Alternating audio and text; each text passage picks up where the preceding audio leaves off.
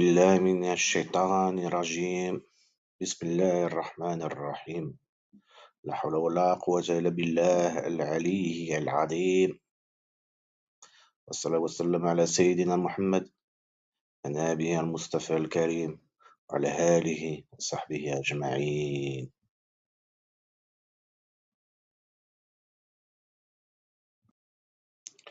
Juin 1983. En pleine guerre froide, le service de renseignement américain, soi-disant puissante, toute puissante, CIA, reçoivent sur leur bureau un document top secret de 29 pages. Son nom de code, The Gateway Process. C'est le processus de la porte. Quel est le but de cette mission contenue dans ce document? Prouver par la physique quantique et les neurosciences que l'être humain n'est pas qu'un morceau de chair et de sang.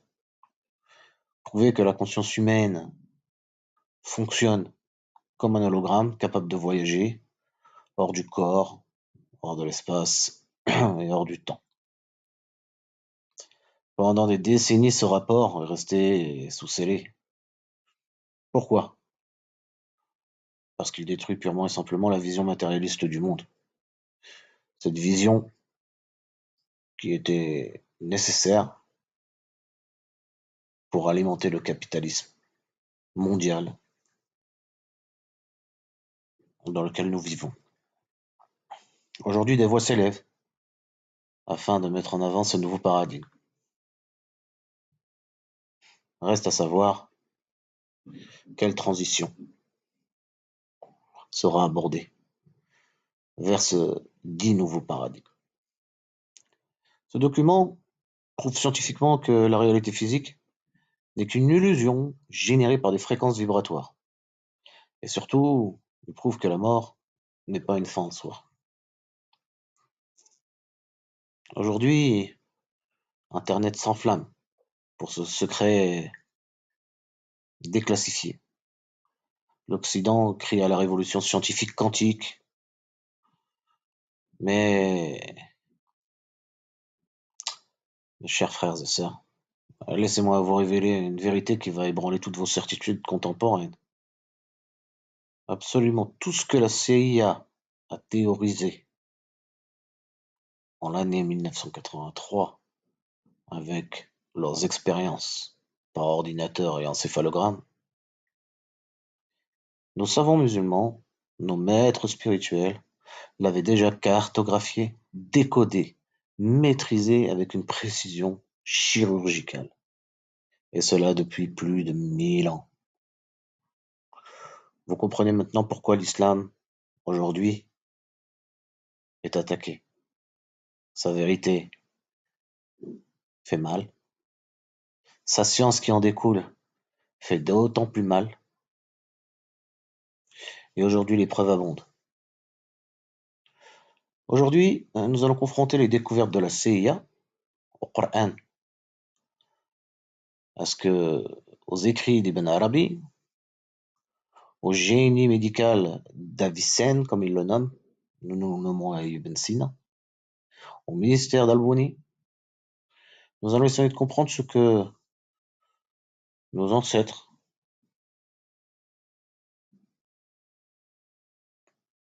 n'étaient pas que de simples philosophes du désert. Ils étaient des véritables ingénieurs de l'invisible. Ce même invisible critiqué par notre propre communauté, qui considère cette science comme une apostasie, une innovation pour les plus, on va dire, les plus doux en la matière. Mais, paradoxalement, qui vont donner du crédit à ce que ce rapport de 1983 vient de décrire. Nous voyons la géométrie variable qu'il peut y avoir dans notre propre communauté, qui accepteront scientifiquement ce qui va être étayé dans ce document, mais se refuseront de reconnaître ce que nos savants, il y a plus de 1000 ans, avaient décrit avec chirurgie et avec un détail qui aujourd'hui dépasse tout ce qui a pu être écrit par la science moderne. Ce que dit la CIA dans le protocole Gateway, elle affirme une chose incroyable. Notre cerveau, notre cerveau ne produit pas la conscience. Il la capte, comme une antenne radio capte une fréquence invisible. La CIA décrit dans son document que l'univers entier est comme un tore, un gigantesque champ d'énergie en rotation, un hologramme où toute information est instantanément connectée. Maintenant, en comparaison, ouvrons le manuscrit d'Ibn Arabi, le plus grand maître de la métaphysique islamique, mort en 1240, 8 siècles avant la CIA. Et que nous dit-il sur la structure de la réalité? Il existe deux strates majeures. Le Mulk, c'est-à-dire notre monde physique, matériel, sensible, et le Malakut, le monde des fréquences, des lois causales invisibles et des esprits. Dans nos textes sacrés, il est écrit noir sur blanc, la matière n'est qu'une lumière dont la fréquence a été ralentie jusqu'à sa cristallisation. Vous entendez cela? La CIA découvre, avec stupeur, que le monde solide est fait de fréquences vibratoires ralenties. Ibn Arabi nous l'a enseigné sous le concept de Tajali, c'est-à-dire la manifestation divine. Tout ce qui est solide autour de nous a d'abord été une énergie, une pensée dans le malakut, avant de geler dans le moule. L'Occident l'a mesuré au XXe siècle, l'islam l'a théorisé au XIIe siècle.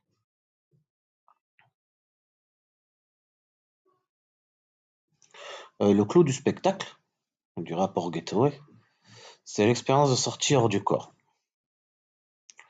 La CIA utilise une technologie sonore appelée EMI5. Ce sont des battements binauraux envoyés dans les oreilles pour forcer les hémisphères du cerveau à se synchroniser afin de prouver que l'esprit peut exister sans le corps physique.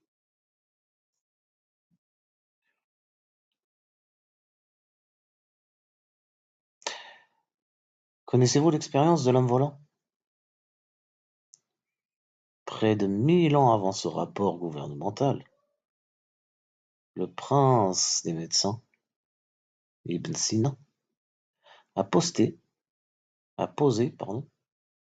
le défi scientifique ultime pour prouver l'existence de l'âme. Il a dit: imaginez un homme créé instantanément dans le vide spatial. Il n'a jamais rien vu, rien entendu, rien touché.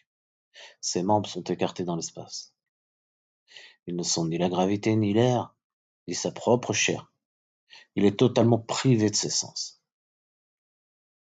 Ibn Sina pose alors cette question foudroyante. Comment cet homme aurait-il conscience d'exister? La réponse est un grand oui. L'homme saurait de façon innée qui il est,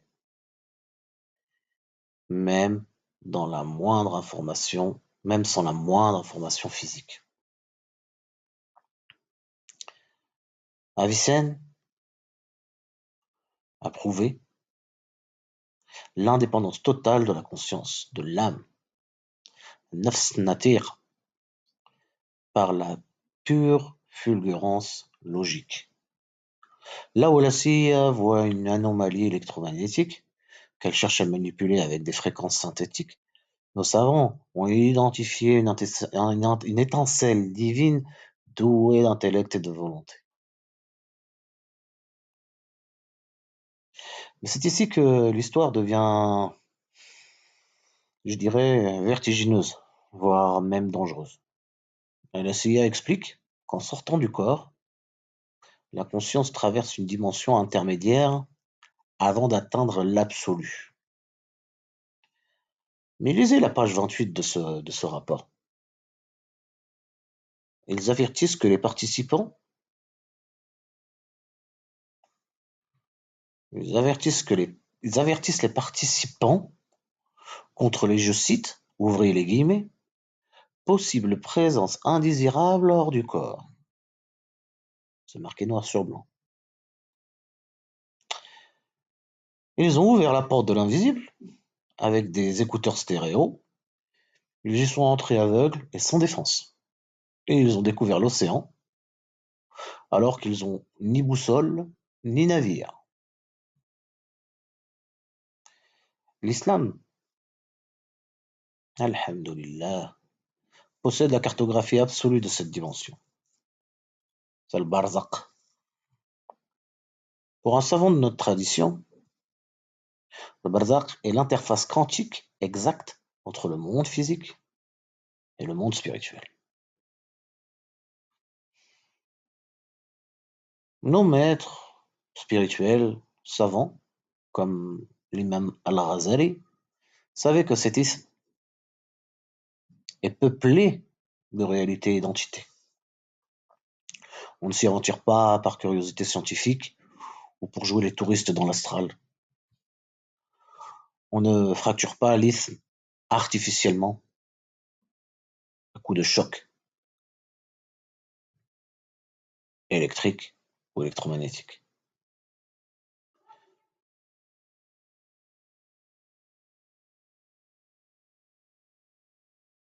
Nous devons, et nous utilisons, dans notre cas, l'ingénierie des noms divins, l'ilm al-asma et la géométrie sacrée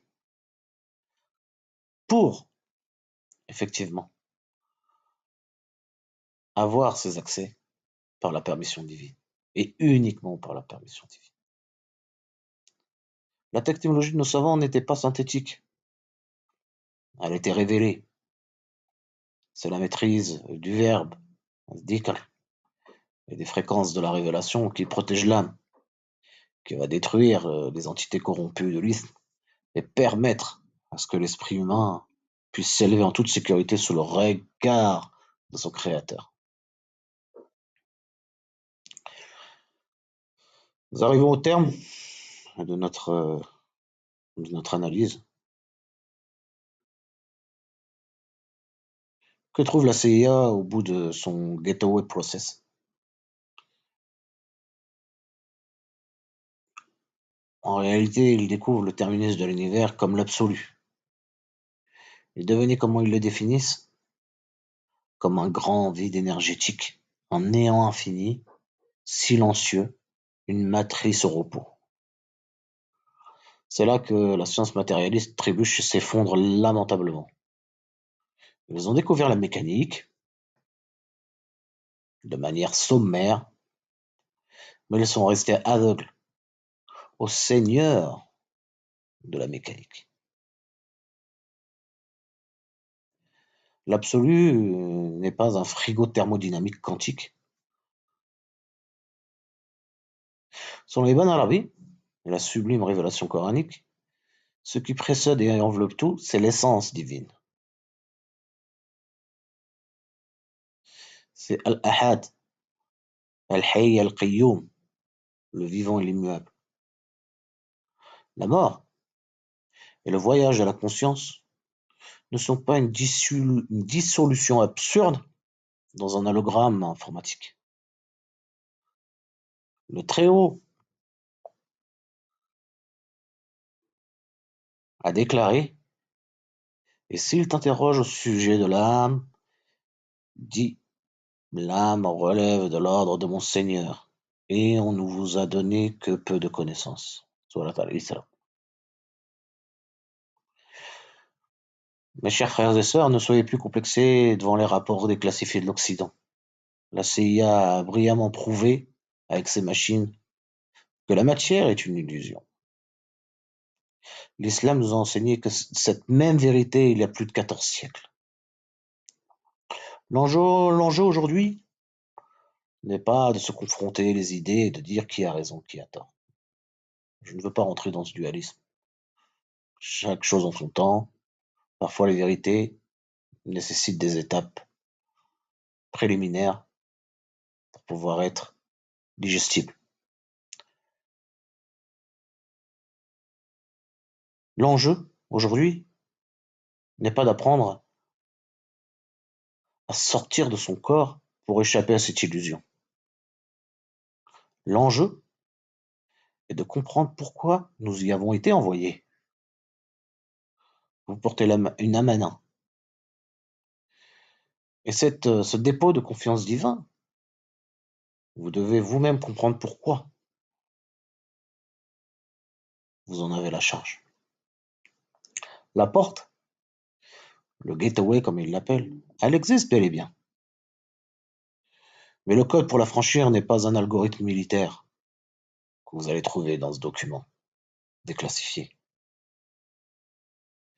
Le code de l'islam, mes frères et sœurs, c'est uniquement La ilaha illallah, le créateur de toute cette mécanique. Je vous remercie pour votre écoute.